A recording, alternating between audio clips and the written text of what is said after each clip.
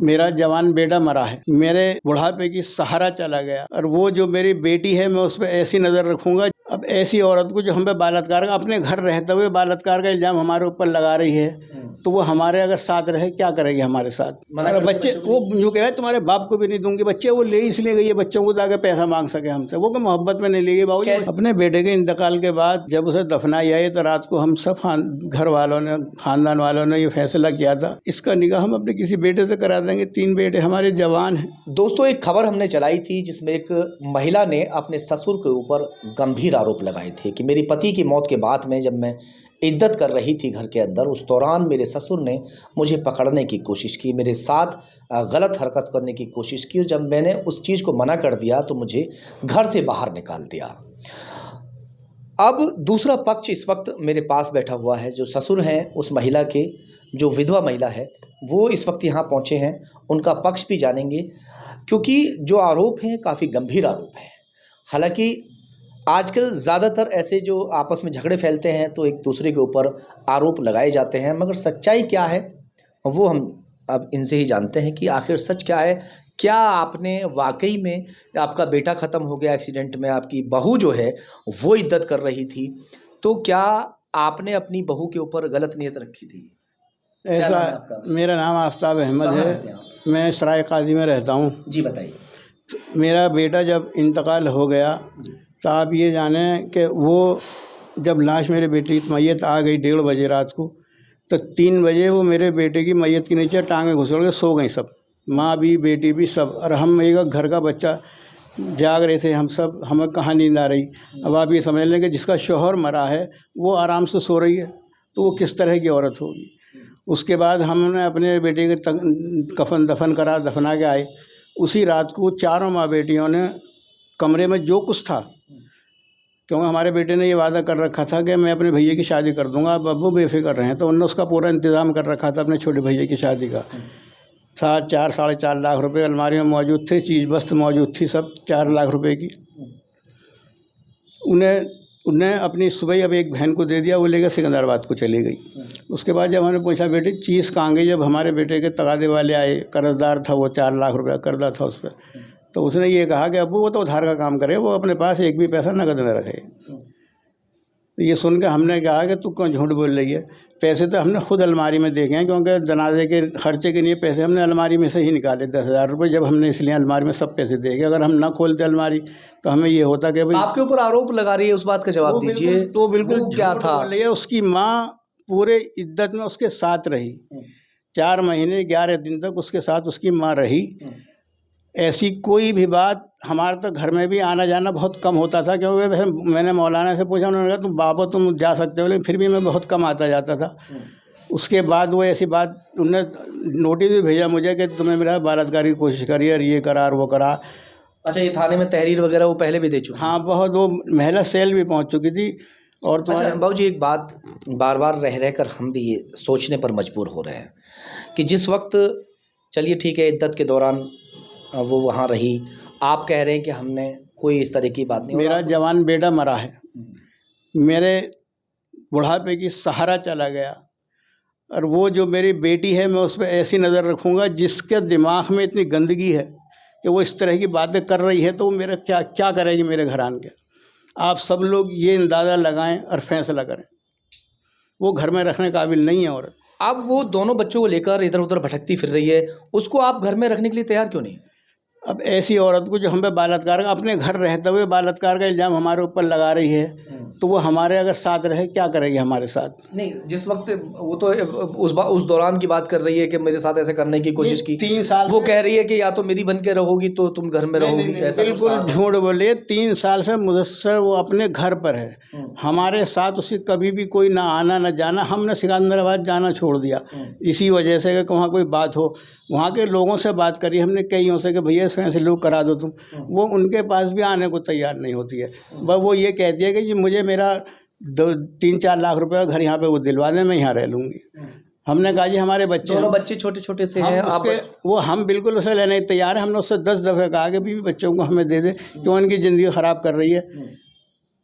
मना अरे करते बच्चे बच्चों के वो लिए? यूँ कहे तुम्हारे बाप को भी नहीं दूंगी, बच्चे वो ले इसलिए गई है बच्चों को ताकि पैसा मांग सके हमसे, वो को मोहब्बत में नहीं ले गई बाबूजी कैसे बच्चों। निपटारा होगा फिर इस बात का? वो आरोप लगा रही है, अब वो कह रही है मुझे घर में नहीं रख रहे हैं, मैं 2 दिन तक घर के दरवाजे पर बैठी रही बिल्कुल और झूठ उसके बोल बाद रही भी है। घर में नहीं रखा। नहीं नहीं और बिल्कुल झूठ अभी बोल रही देखिए, है। अभी चाहे स्थिति परिस्थिति कोई भी रही हो, हंसी खुशी मगर गई। आपने भी अभी फिलहाल हाल फिलहाल अगर देखा जाए तो आपने तो रखने के लिए मना कर दिया उसको। सिकंदराबाद में आए हैं औरतें और उसे हंसी खुशी ले गए हैं इज्जत करवाने के बाद। वो बिल्कुल झूठ बोल रही है। अपने बेटे के इंतकाल के बाद जब उसे दफनाई आई तो रात को हम सब घर वालों ने, ख़ानदान वालों ने ये फैसला किया था कि इसका निकाह हम अपने किसी बेटे से करा देंगे। 3 बेटे हमारे जवान हैं, बच्चे भी अपने घर में रहेंगे, ये भी अपने घर में रहेगी।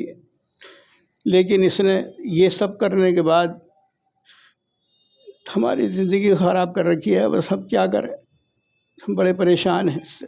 इसका निपटारा कैसे होगा? अब उनको मकान भी नहीं मिलेगा, घर रखेंगे भी नहीं है आप। उन बच्चे का या तो कोई इंतजाम इस तो तरीके का आप हम कर तो अपने देते। बच्चों को लेने को तैयार हैं बिल्कुल। एक मासी छोटे-छोटे बच्चे, 1.5 साल का बच्चा है एक छोटा, आप 1 चेक साल का करवा या 1.5 आप साल का उसके है। घर पे चेक करवाएं बच्चों की उन्होंने क्या हालत कर रखी है। हुँ, हमारा जो पोता है हमारे साथ रहा, क्योंकि वो है दिमागी मरीज़, वो खाती थी उल्टी सीधी गोलियाँ। डॉक्टरों ने मना कर दिया था कि तुम इसे दूध नहीं पिलाओगी बच्चे को, तो ऊपर का दूध पिलाते थे, वो हमारे पास रहती थी। वो तो रात को नींद की गोली खावेगी और सो जावेगी, अच्छा। तो बच्चे को हम ही रखते थे। हुँ, उस दिन भी, जिस दिन हमारा बेटा मरा, उस दिन भी बच्चा हमारे पास था, उसके बच्चों दूध को आप रख लेंगे। बिल्कुल रख लेंगे बच्चों को, हमें कोई परेशानी नहीं है बच्चों को। हमने तो सब 10-20 दफ़ा अब वो कहा। ये कह रही है कि मुझे जीवन में कभी शादी नहीं करनी। वो जाने, वो उसका मसला सुन है। लीजिए, अगर वो मुझे अपने घर में रखेंगे, तो मैं हर बात को मानकर घर में रहने के लिए तैयार हूँ। मगर कहीं न कहीं इन्हें भी ये डर सता रहा है कि जिस महिला ने मेरे ऊपर आरोप लगा दिया इद्दत के दौरान, मैंने उसके ऊपर ऐसी नीयत डाली है, इस तरीके की बात करने की कोशिश की, तो वो हो सकता है कि आने वाले समय में अगर ये घर रख लेते हैं, तो कोई गलत इल्ज़ाम ना लगा दे। क्यों बाबूजी? जी, वो तो बाबूजी हमें जीने भी ना देगी। हुँ, वो जिस वक़्त वो कोतवाली भी पहुँची है, हुँ, कोतवाली पहुँच के हमें उन्होंने बुलाया है, इंस्पेक्टर साहब ने बुला लिया हमें हुँ, कि आ जाओ। हम गए वहाँ पे, इंस्पेक्टर साहब बोले क्या बात है जी ऐसे? तो इंस्पेक्टर साहब बोले देखो गलती तुम्हारी है, तुम्हें रिपोर्ट करनी चाहिए ही चोरी की, अब तुमने नहीं करी है, तुम इसे अपने साथ ले जाओ। कितने पैसे ले गई लगभग? 3 साढ़े 3 लाख रुपए की चीज़ थी और नकद कैश 4.5 लाख रुपए थे। जो लेके गई? और ये जो पैसा जो बता रही है ना वो मकान। आपने देखे थे वो 1 पैसे? मिनट, हाँ, बिल्कुल मैंने देखे थे। मैंने अलमारी खोल के 10,000 रुपए खर्चे के लिए निकाले थे, उसके कफ़न-दफ़न के लिए, अच्छा। क्योंकि सारा काम मेरे बेटे के पास था। मैंने उसे दे रखे थे 5 लाख रुपए काम करने के लिए। तो पैसे आपने अपने अंडर क्यों नहीं किए? उस दौरान घर में इतना घर में वे इतने, वो हो जाता है। आप ये समझें मेरा बेटा जवान मरा पड़ा है, तो मेरे दिमाग में ये आ गया कि मैं अपने उसके पैसों को साफ़ करूँ।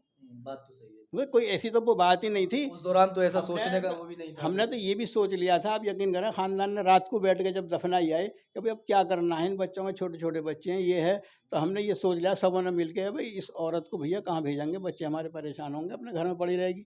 लेकिन अब बताइए जब उसने ये कांड करा कि वो अपना ही घर लूट के ले गई, अब उस औरत को अब वो कैसे क्या रख चाह सकता रही है है? आपको पता तो होगा? अब वो नोट चाह रही है नोट चाह रही है। क्या कि माँग नोट रही है? मिल जावे मुझे, मेरा हिस्सा मिल जावे मुझे। बस तेरा हिस्सा है कि हम पे, तू 4 साढ़े 8 लाख रुपए ले गई, तू तो अपने हिस्से से भी ज़्यादा का पैसा ले गई हमसे।